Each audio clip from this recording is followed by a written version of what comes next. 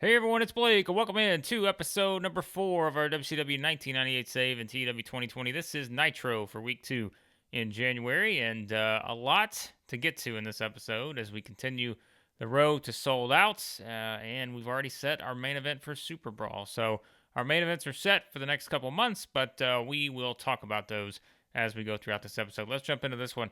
As we start with the pre-show, it is Juvi and Prince Iakea getting a win over La Parca and Psychosis in tag team action. 639, Juvi gets the win over Psychosis with the 450 splash. 49 overall, not a great match, but this is what I'm most curious about, and I think we'll be able to do this just because we have so many cruiserweights, and we'll be using them in various roles and trying to build some of these people up. I'm curious to see, because we can use a lot of different combinations, tag team matches, and other stuff. This is what I want, and this is why we're kind of trying this out a little bit, as we see here. Juvi and Prince Iakea have great chemistry teaming together, so that's good to know that we can use that in certain scenarios if we need it. So that is something that I'm excited about, because this we've said it, this cruiserweight division is just stacked. But right now, most of these guys are kind of in that 30s range or so in overness. Yeah, I don't think any of these guys are in the 40s yet. So that's kind of our goal here, is to really build up some of these cruiserweights. Of course, we're already doing that with several. But that is kind of the main goal of the division right now. So nice little tag team match here on the pre-show with this one, with Juvi coming out on top, and Prince Iakea for that matter.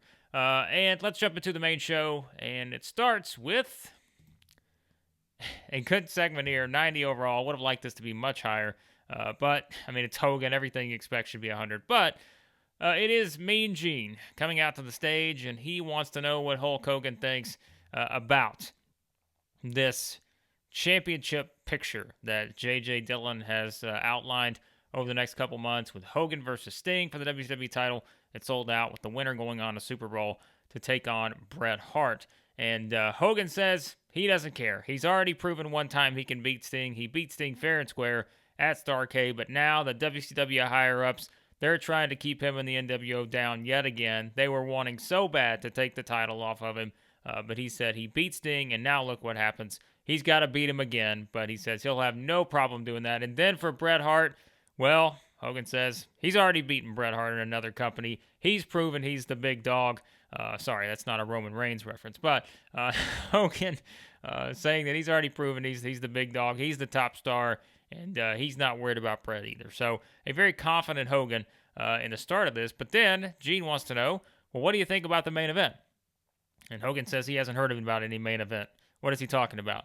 And Gene says that tonight it's going to be NWO member Randy Savage going one-on-one with Sting. And Hogan says, oh, I'm not worried about that, because the NWO, we take care of everything, and we'll take care of business tonight in this one. Then Gene says, oh, well, I've also been told by J.J. Dillon that the NWO is banned from ringside during the match. And Hogan flips out, loses his mind, crowd's losing their mind. And that sends Hogan very angry into the back. So that's our main event, Sting versus Randy Savage. I think that'll be a great one. But this was all about Hogan kind of proving what he's going to do in these next matches he's going to have, potentially. He'll have one against Sting, and then we'll see what happens if he gets the match against Bret Hart. And then it's a little inset promo here from Chris Jericho, who is hyping up his match he's going to have with Rey Mysterio. Jericho wants to make it clear he did not lose to Dean Malenko on Thunder, even though he obviously did. But Jericho says he doesn't care what the replay shows. He doesn't care what everyone's talking about. He did not lose the match, and he just wants to tell everyone that. So a delusional Jericho really playing that up here, and gets a 70 overall. A nice little promo here heading into our match with Jericho and Rey Mysterio. And it does pretty well, 72 overall, as Jericho gets the win over Rey. Submission, Lion Tamer after blatantly cheating. What would you expect? Anything less than from just Chris Jericho? I don't think so. So we advance our Cruiserweight Chaos storyline that we've had going. We did make the notes on this one, steal the show, and have an open match with the Tainted Finish, of course, there. So, I mean, we're seeing this as a trend thus far. Cruiserweights are really delivering. I mean, Rey's overness, he's not that over. I mean, Jericho's not that over yet either from that standpoint, but these guys are just really delivering in the ring, and so there's an obvious reason why we're going to keep using these cruiserweights as much as we do. So I'm pretty pleased with that. Definitely pleased with this here as a 72 for this one, with Jericho getting the victory in that one.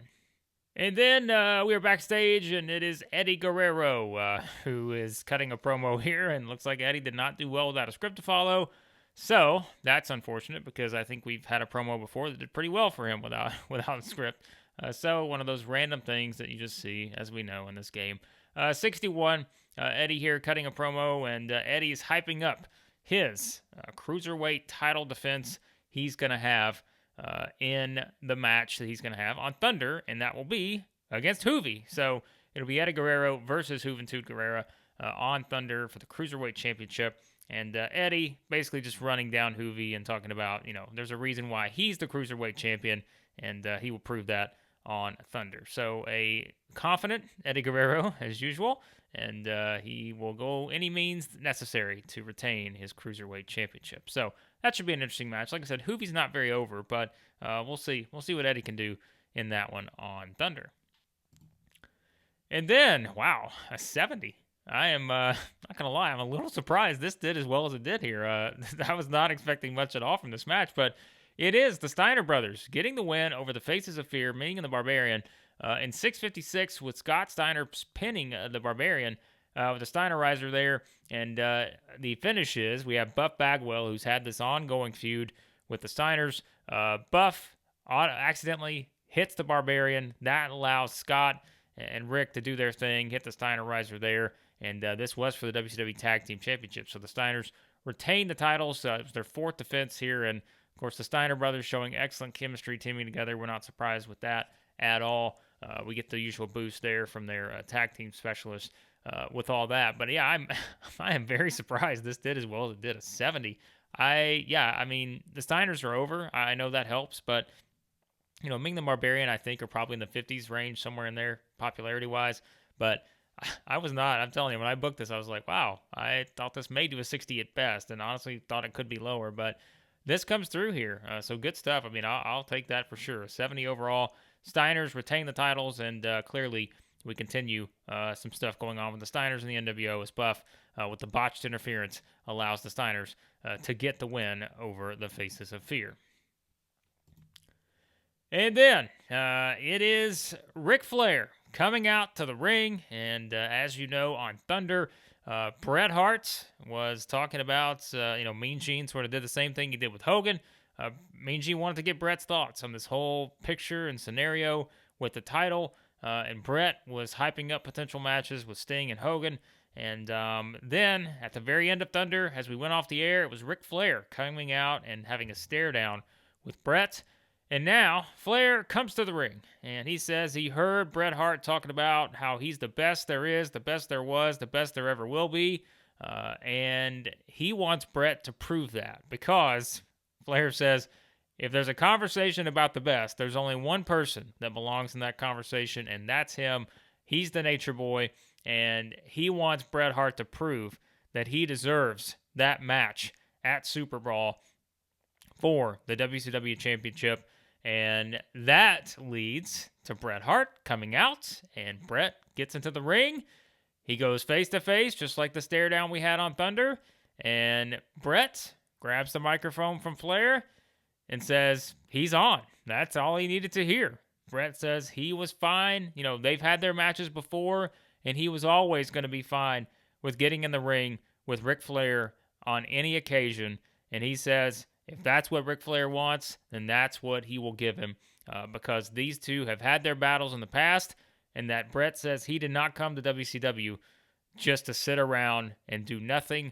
He wants to prove that he is the best there is, the best there was, and the best there ever will be, and that he knows the only way to do that is by beating the Nature Boy, Ric Flair, and he's going to do that here soon. So we'll see when that match happens, but it seems like we've at least got a gentleman's agreement here between Ric Flair and Bret Hart. And Flair wants, he wants Bret to prove himself in WCW. So that could potentially be the setup for what could be Bret Hart's first match in WCW.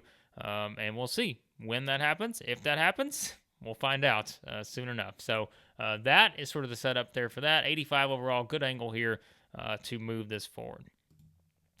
And then, wow, I did not expect this. A 91. DDP has really just been delivering here, hasn't he? He did better than the Flair and Bret segment.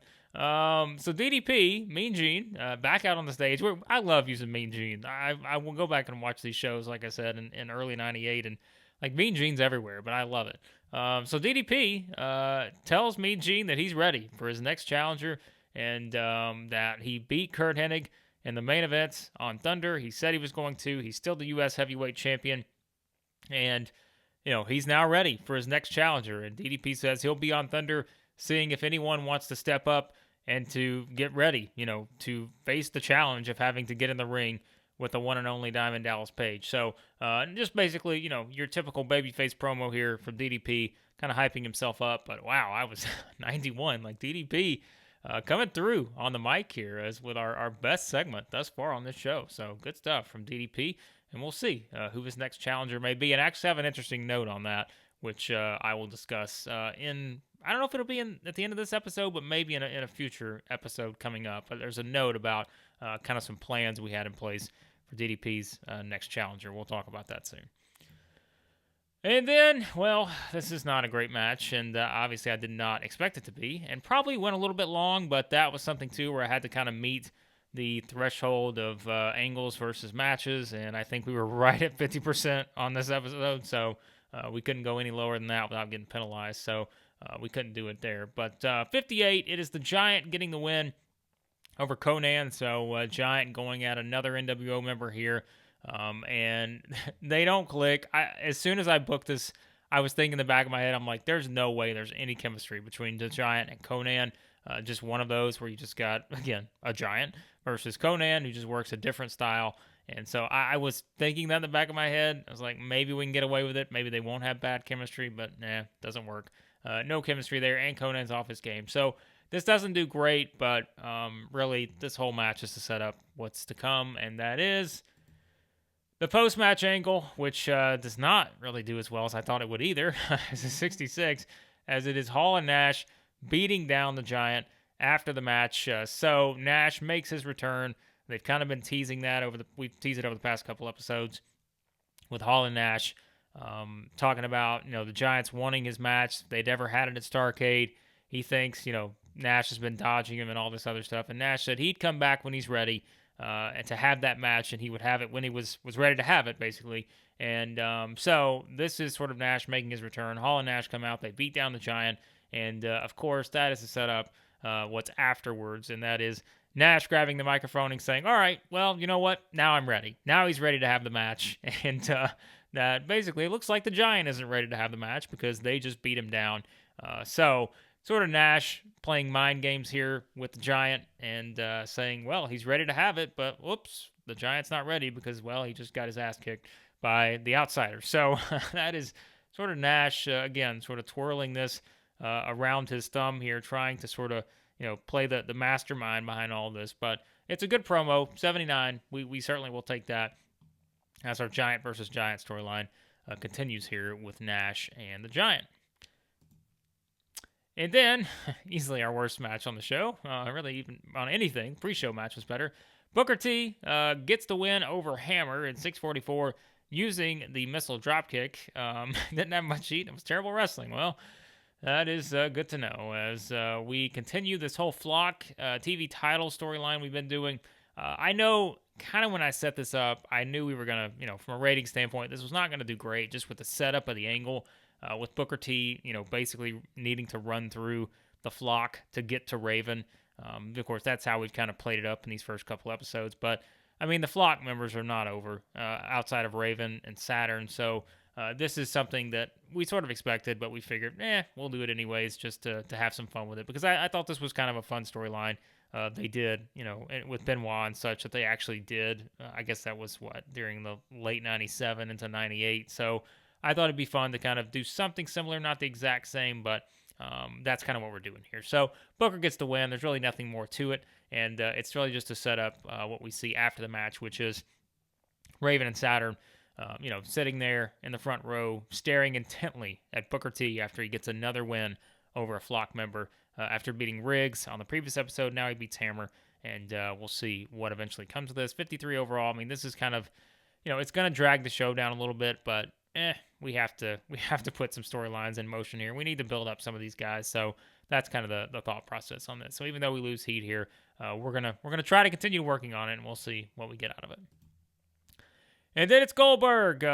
He is ready, as Goldberg says.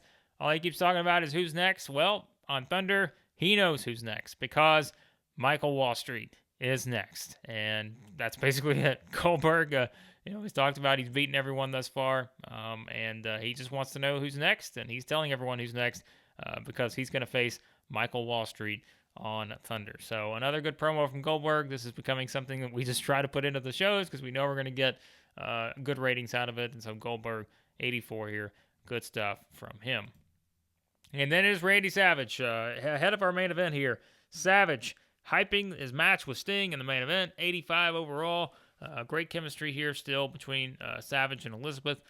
And it is Savage talking about how, his whole goal is not just to soften up Sting. He's going to take out Sting for good. He heard Hogan talking about, softening Sting up. That's not Savage's plan. He's going to take out Sting. And Savage said he's going to get into that world title conversation. That is what he's going to do. So kind of one of those promos from Savage to sort of tease that he's not necessarily following the orders of Hogan to a degree, but we'll see kind of what plays out with all that in the future. But that is sort of just a promo here for Savage, hyping up this main event. All right, let's see what we get out of it. I'm hoping very good because we need it from a rating standpoint.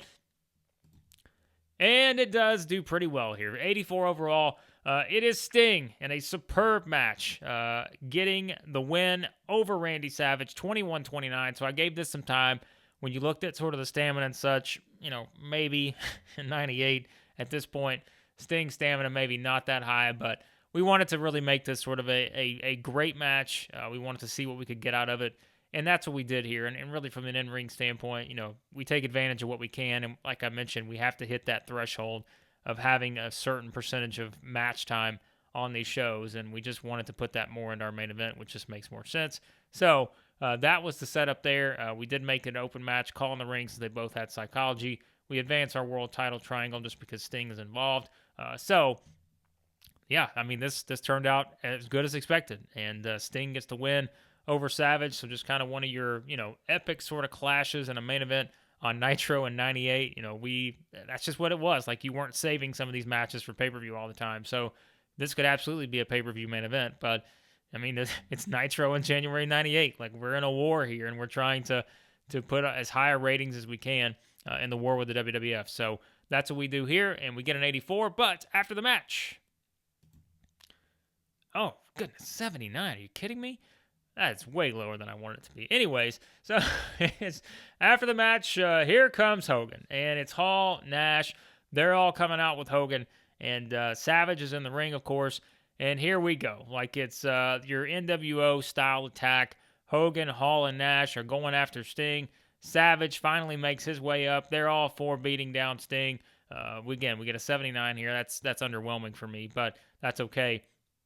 If we look at the dirt sheet here, I wonder what we got knocked for on this, if anything. And it looks like nothing. So maybe just overness. I don't know. Maybe Hall or Nash is not as over as I'm thinking in my head. We maybe need to look at that. But anyways, that's here. We get the NWO attacking Sting. It's a 4-on-1. You know what's coming next. Here comes the cavalry, as here comes Lex Luger, who's got his issues with Randy Savage, and of course is Sting's friend.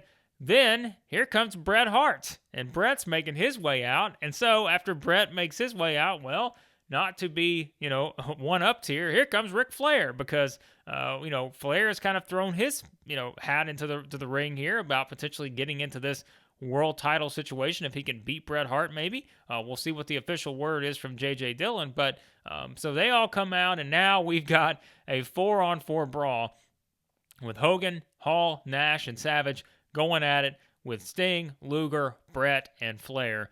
So that ends the show here in a very wild fashion as sort of your big brawl to go off the show here. And even though Luger was underwhelming here, and I think Luger probably, if we look at the dirt sheet, I think Luger still has poor morale. Yeah, and I think that was from the injury the buff situation on one of the shows. I can't remember if it was the previous one or the one before, but whatever that was, Luger still has some low morale for that. So this could have done a little bit better, but we'll take it nonetheless. I mean, an 83, good stuff here, and we go off the show. I think in the best way you could want it to go off the show during the Monday Night Wars and to make you want more, and that is just with all 8 of these men just brawling in the middle of the ring. So just a hot finish to the show, and so we got a lot of potential storyline points we can move forward now with all of these guys involved with one another. So we'll see what happens with that. But there was Nitro for January week 2. Pretty pleased with that show overall.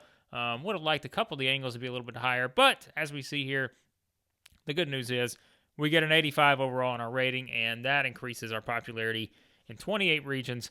Easily our best show thus far. As I said, we kind of knew that going in. Our first couple of shows would be sort of a warm-up to see what works, what doesn't work, and now I think we're starting to see what we need to do. And look, that's going to involve, like I said, there's going to be pay-per-view-esque main events we're going to be using on some of these, main TV shows, and that's just where I'm going to try to book it as well as I can, for a 1998 version. Whereas maybe I prefer not to, blow through some of these main events necessarily on TV shows, but that's kind of what you have to do in 98 in this scenario. You have to put on top tier shows every single week since we have this war going on. So that's what we're going to try to do. But a successful episode of Nitro, I think. Now, we got a lot to talk about here before we wrap up with some roster moves and some talent stealing. And yes, the pesky WWF is already at it.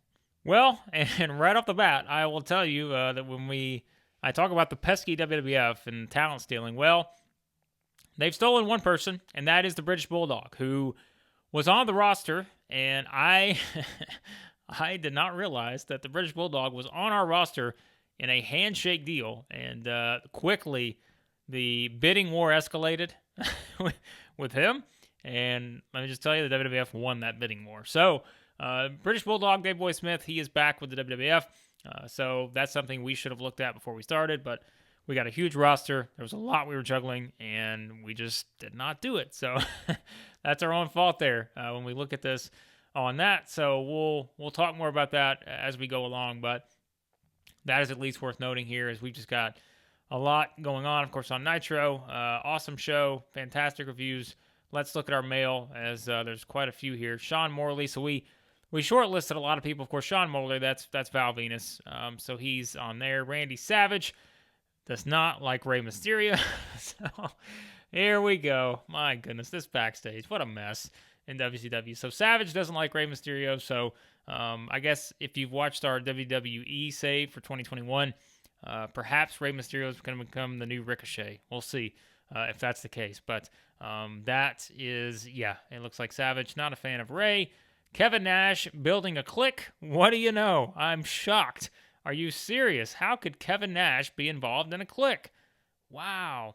Anyways, so we have an alliance here between Scott Steiner and Scott Hall. So it looks like Scott Steiner is starting to get in with the clique. Good for him. He's a future star, so he's getting involved with the clique. Nitro gets a 4.89. We'll look and see how that compares, but again, Davey Boy Smith leaving, signing with the WWF. Great news there. That damn WWF. Vince is already just pissing me off. But at least the good news is I think we're going to win this because Davey Boy Smith, as we'll talk about in a second, seems to be in a different. So John Tenta, we'll get back to Davey Boy in a second. John Tenta gets a contract offer from OVW. If we look at Tenta and look at the negotiating, the offers that he has on the table right now, he is considering an offer from the WWF, not considering the offer from ECW or OVW. We have an offer that he said he would consider, so we'll see if we wind up getting John Tenta in any form or fashion. Sid, also out there. I think we talked about Sid. I can't remember exactly on the last episode. Of course, Arn doesn't want Sid to be brought in. I can't say I'm surprised by that at all. Given their incidents. But Sid not considering a $104,000 offer from New Japan. But my guess is he's probably considering that offer from the WWF. So we also have an offer into Sid. I don't know if we're going to get Sid or not, but I mean, this is our war that we're at with WWF. So we'll see what we can do with Sid. Yeah, I mean, he's got offers from 5 other companies. I don't remember what exactly our offer was to Sid. I want to say we already made one, but let's just go ahead and do that right now. Let's see. Okay, so they would be your preferred option. So let's just see what we can do here with Sid. Let's try to crank this up to $90,000 per month. We're going to give Sid 4 years. We will even give him 40% of his merch, and we will make him only events and A shows. Let's see what we do here. Okay, so we're going to see if we can get Sid. Again, usually I try to hide some of these contract offers, but this is kind of fun in the Wars era. So I may hide some of them, but we're going to try to take a shot at Sid here. So that at least it will make Arn happy if we sign him, but that's okay. But there's kind of our situation there with that. And like I said, I think we're going to get the upper hand in the British Bulldog thing because he now has to team with Jerry Lawler. So Vince, Viper's Revolution. Wow.